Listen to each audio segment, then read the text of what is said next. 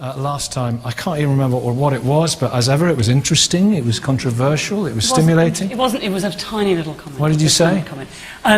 It was just about the way that somebody was being addressed. But, so let's just do this. And what's happened to you as a result of it? Well, so first of all, let's just start at the top. Does social media reveal men's... I mean, absolutely, of course it does. And we've known that these attitudes are out there for a long time. And social media does exactly that. It's always done that. It takes all these opinions from around the world.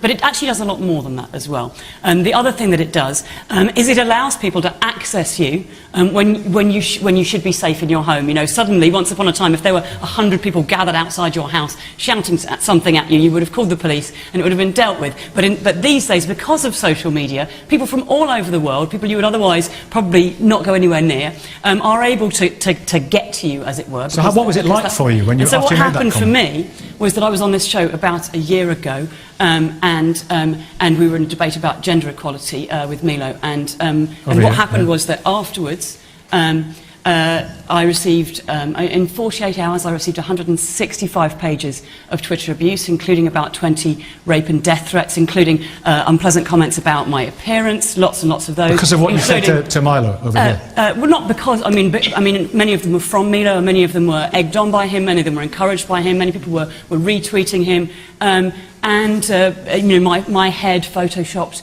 onto unattractive bodies, this kind of thing, pictures of me manipulated to look horrible or whatever. And the fact is that I'm not the first or the last person to have been on the receiving end of this kind of onslaught. And these are not people questioning what I'd said.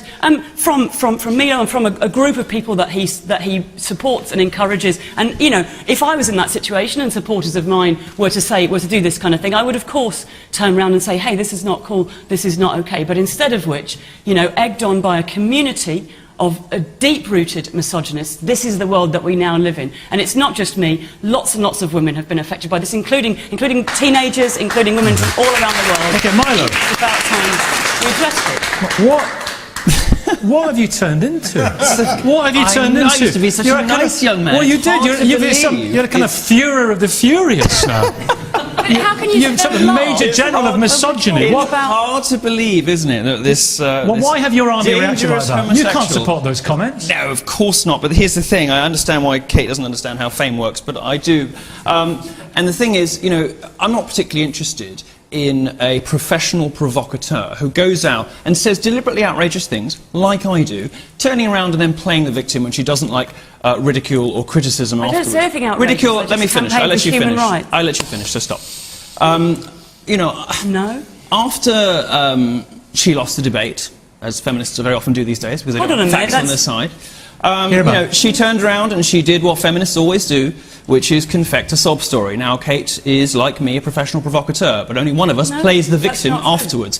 Now, it's interesting, you know, if we get back to the question, it's interesting that, you know, that it's even being framed like this at all, because what the research shows, the Pew Global data from 2014 shows, is that actually it's men who get more abuse online than women. It is men who get more death threats, it's men who get more violent threats. The only thing that women beat men at, and this is Pew Global data, is the gold standard of research. The only thing that women beat men in is cyber stalking. And guess what? A lot of the people doing the stalking are other women. What social media shows isn't that men hate women, it's that women hate everyone. Okay. And that women are the Wait. Let me just finish this. Let me finish this point. I promise That's I'll be quick. outrageous thing to say. I promise I'm going to qualify. I'm going to explain what I mean by that, right? It's amazing. Not only are men, I'm going to get to you, Connie. Okay, explain that to my four daughters, what you just said. Not only... Take the camera off it. Not only... This is... Not only... Free speech. Not only... Speech doesn't mean that it's not outrageous. Well, we'll talk about your free speech about Tim Hunt in a minute. Not only are men the primary victims... This is the man who Not only are men the primary victims of this, but women are the primary perpetrators. Wait, let him finish. Now, it's interesting, isn't it? Why should we let him finish? How much time are you giving him? Okay. How much time are you giving him? Connie. This is the man who went on Twitter recently and said he wanted somebody assassinated. No, I didn't. Okay. You're a liar. Yeah. You lied about Tim Hunt. You lied about Tim Hunt, and now you're lying about me. He said he wants Please, somebody Milo, assassinated. let Connie. Make him shut up. Listen, you are a fraud and you are a liar. If I were to leave you all, if I were to walk out of the studio now and leave you all to it, mayhem would ensue. Nicky, if you were to walk out of the studio, I would come with you, because I don't believe you should be giving airtime to someone who's a serial Connie, you are Wait a minute. I want silence. I want silence. I want us all to enjoy just a little 10-second window of silence, and then we can all calm down. No talking for 10 seconds.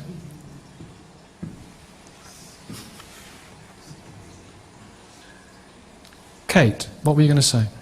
What I was going to say is that, I don't want this to be a debate about one individual. I think it's a shame that people give airtime to somebody, whose views and whose completely horrific statements have been so widely seen, and we should do no better. It's a challenge, though, isn't it? The point is that there is a huge, huge weight of, and young women especially who go out and speak up online are facing a huge backlash, and I think it's very frightening. I'm often asked to do things like go into schools, and teachers always want me to go in and encourage young women to speak up and express themselves, and I'm forced to say I don't actually think that young women are stupid. I don't think that when they don't express themselves it's because they're all bashful and nervous and they don't know what to say. I think that they know what social media is really like. I think the facts are pretty plain to see. View of women. And I think that that if we want young people to speak out and to feel comfortable expressing themselves, then what we need to do is make the internet a place where they can do so. That means bringing in sensible laws and training the police to deal with these kind of things.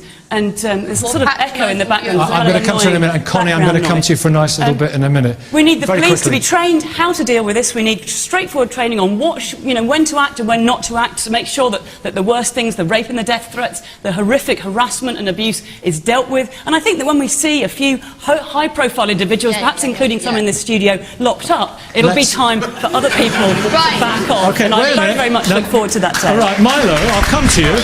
Connie, I'm going to come to you in just a second, okay?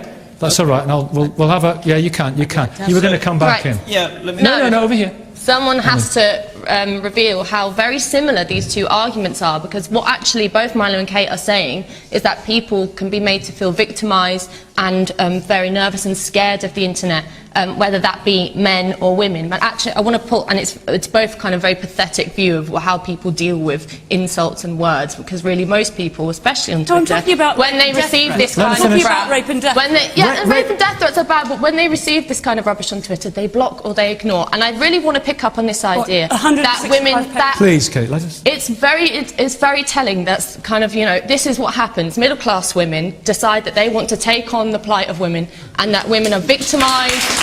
Women can't handle the internet. It's absolutely ridiculous and disgusting and sexist and patronising to say that women can't handle the internet. The internet should never be a safe space. The internet women should be able to experience everything about public life. We fought for that throughout history, and here's somebody who wants to shut us away from it. Okay, well listen, here's the plan. I'm going to go from Connie to Connie. We're going to hear Connie's story, and I'm going to get Milo to respond, and then Kate, we'll get another... Please, no more about these egomaniacs. No more about egomaniacs as well. And any in the audience who want to say something? Okay, that's ideally how it's going to be structured. All right.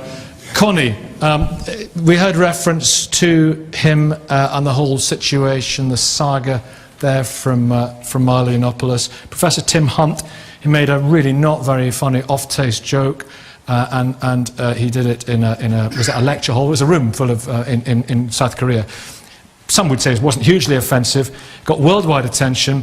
Ultimately, nothing to do with you, but he lost his job. But you had drawn people's attention to it. But then the reaction to your reaction was just extraordinary. What have you gone through? So this has been really dreadful, and it's kind of exhibited here by the way Milo felt he could just shout abuse across the studio at me. And I think what's really interesting about this is that it's not about how people use the Twitter. It's about people trying to maintain a political status quo. So a lot of what goes on, there are people in America like Rush Limbaugh who have a very right-wing ideology, and that means they don't want to hear from women, they don't want to hear from people of other colours, they don't want to hear any other contrasting conservative view. And these people are very loud, and these people are very determined to shut a lot of people up. So I report something, I'm a journalist, I can report things, and in the end, in order to protect some stupid comment, then I have to be discredited. I don't have to be discredited. I did nothing wrong. I'm not a liar. I don't have to even defend myself. As a journalist, I can put a story out there. What happened to you? What kind of abuse did you have online? So through emails?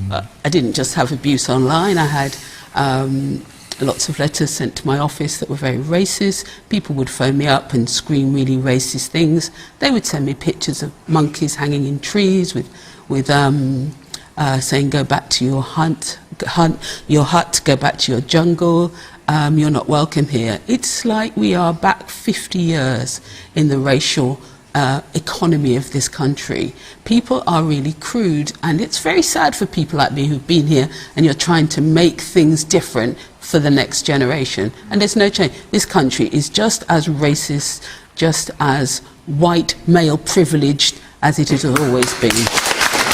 Some people. These are some people. These are people who would never say it to your face. They're keyboard warriors, aren't they? They never say it to your face, and they always say all these abusive things. They won't stand up and own their statements. It's a minority of men. And it's not about hatred. It's a minority of men. This is victimized as a currency. Hang on. No, it's hundreds and thousands of men if you're trying to... but there are millions of men, right? So Milo, I said we'd come to Milo. I mean, I know you want to respond to that, but you did this poll online. Yes, I did. What would you rather your child had, feminism or cancer? Yep. And 22,000 people voted, and people voted in favour of cancer. That's a good scientific thing. What the statistics show us is that in just 2 years, the number of women who identify as a feminist in the US has gone from 28 to 18%. The number of British women who identify as feminists has slumped to an all-time low of 7%. Why? Because these are the kinds of representatives of feminism. Professional provocateurs who play the victim after the fact, and professors of science journalism who deliberately misrepresent statements by Nobel Prize-winning scientists in an attempt to end their career, who repeatedly lie to journalists, BuzzFeed, The Daily Beast, the BBC, all of them have had to issue you're a liar. All of them have had to issue corrections over statements you made. People can just look this up. And this, of course, is a professor of science journalism who fabricated her CV as well. We have to get a response from that. Audience, in a minute, put your hands up so I know where to come. If you're not going to let me make the case... Well, she has to respond to that. Well, I'm going to make specific accusations she can respond to. About people throwing back accusations at themselves. I'm sure really not many people are interested in what's going on between you three. They're not, because, I mean, this is what people like this do on Twitter. They create a hubbub around controversial stuff. They say, this poll, if you're any kind of, like, intellectual person or with half a brain, you'd laugh at such rubbish. I don't, but I also don't want to... this is the whole thing about Twitter and the internet. If you're going to be a political person, and journalists are political people, you put out opinion there.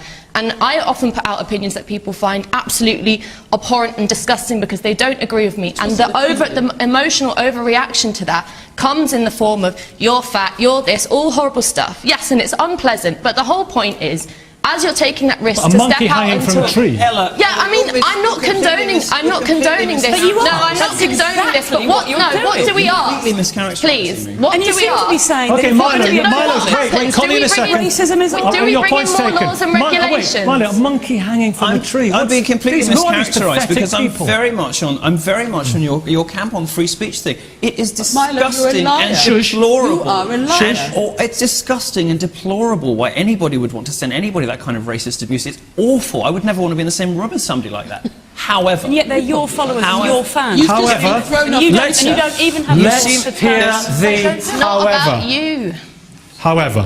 However, I am not responsible for what other people put on Twitter. 150,000 people follow me on Twitter, 50,000 on YouTube, 75,000 on Facebook. I am not responsible as a public figure for what a tiny minority of idiots say to people that I disagree with. Yet I'm held accountable for it in a studio, and I was accused of calling for someone's assassination. These are outright, incredible, galling lies from people who have a history of dishonesty. Okay, Connie. We've seen the tweet. Hands up. Connie, it's all over the web.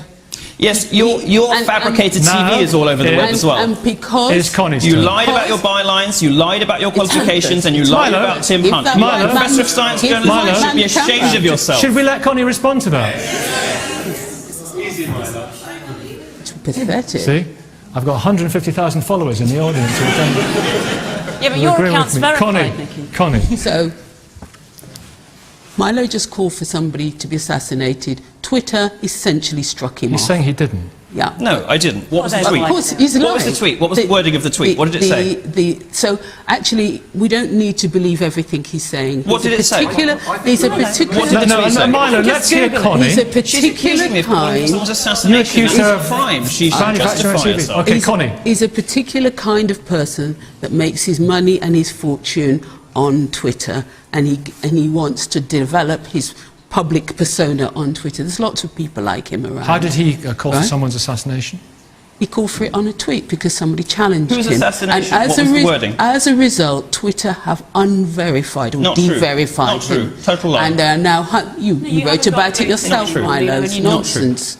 Absolute nonsense. It's just not true. And this is... You need to address the allegations. This is the kind of person that has tried to make a fortune and their fame on Twitter because they're desperate. What? So why do we care about this? So my colleague in America, one of my colleagues, Charles Blow, is a very, very fine commentator and he writes for the New York Times, and he wrote recently something, and as a result he also got a death threat, and he said to Twitter, isn't it time you take some of these people off Twitter? And Twitter said, just contact the police if somebody shoots you. This person threatened to shoot him on Twitter. And people like Milo are those kind of people, and they need to be taken off. Absolutely. And they need to be taken off by Twitter. Quick audience.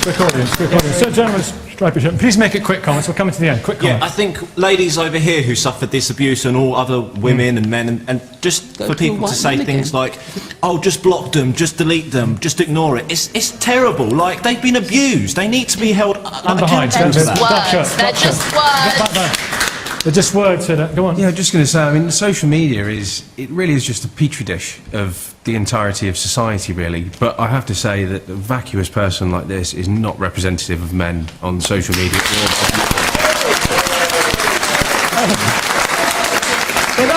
But you know, Milo, you're a controversialist, you know. Controversialist or egomaniac. I mean, the point is... But you defend his right to be a controversialist. I defend anybody's right to say anything, and that's the important distinction between what I'm saying, what everybody else is saying, is that I think you should be able to say the most abhorrent, the most awful things, because words are words, and especially on Twitter. The only time I would ever be afraid of a man, or a man would ever intimidate me, is if he was threatening my life physically. That can't happen on Twitter because it's just words. The amount of stuff that you get, death threats, evil stuff, block them. Be an adult. Are you a girl or are you a woman? Be an adult, please. You have got about 40 seconds to respond, Milo, and get the last word in here. No, look, because there's a lot of accusations. You know, it's time. It's time. Very straight. Lots of people talking. This is very straightforward. Let's not make it about me. You've got lying feminists throwing accusations. Who cares? Okay, now we've just been accused. Let's not. The fact is that the research does not support the premise of this question. It does not support them. It does not support any of the stuff. Right, you just said lying feminists. Internet abuse is a very real thing, and it silences women's voices. It makes women afraid to speak out, and there's so many important reasons why they should be able to. There are young people who have committed suicide because of internet abuse, and yet we have people here who not only support it, but who do it themselves. Thank you. You didn't frankly have the balls to put country before party.